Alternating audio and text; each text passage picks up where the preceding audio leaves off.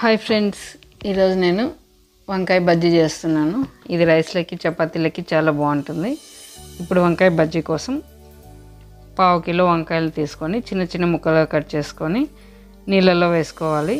తర్వాత కట్ చేసిన ఒక పెద్ద ఉల్లిపాయ, కట్ చేసిన 15 పచ్చిమిరపకాయలు, కట్ చేసిన 2 చిన్న టమోటాలు, కరివేపాకు కొద్దిగా, ఆవాలు 1 స్పూన్,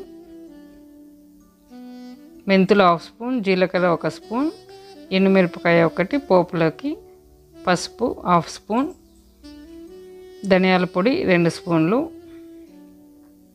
తర్వాత ఉప్పు రుచికి తగినంత, చింతపండు రసం 3 స్పూన్లు. వీటిని ఉడికించుకోవడానికి స్టవ్ ఆన్ చేసి కుక్కర్ పెట్టి 3 స్పూన్ల నూనె వేసి ఇందులోనే కట్ చేసి పెట్టుకున్న టమోటాలు, ఉల్లిపాయలు, పచ్చిమిరపకాయలు, జీలకర్ర, మెంతులు వేసి ఒక 2 మినిట్స్ వేగిన తర్వాత ఇందులో కట్ చేసిన వంకాయ ముక్కలు కూడా వేసి బాగా వేగనివ్వాలి. ఇందులోనే వెల్లుల్లి రెబ్బలు కూడా వేసి వంకాయ ముక్కలను వేగనివ్వాలి. ఇందులో ఉప్పు రుచికి తగినంత వేసుకోవాలి. ఈ వంకాయ ముక్కలను బాగా వేయించుకుంటే వంకాయ బజ్జీ చాలా బాగుంటుంది.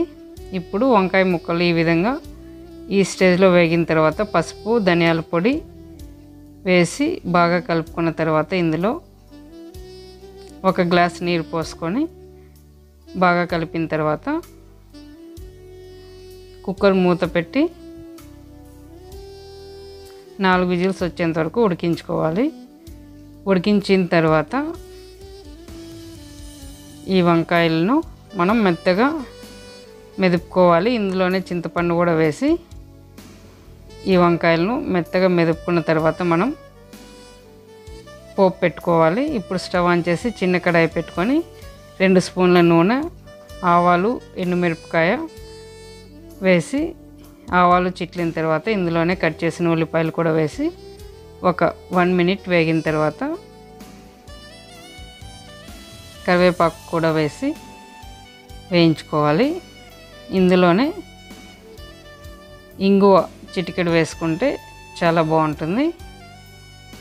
పోపు బాగా వేగిన తర్వాత స్టవ్ ఆపేసి ఈ పోపును వంకాయ బజ్జీలోకి వేసుకుంటే మనకి ఎంతో రుచికరమైన వంకాయ బజ్జీ రెడీ అయిపోయింది.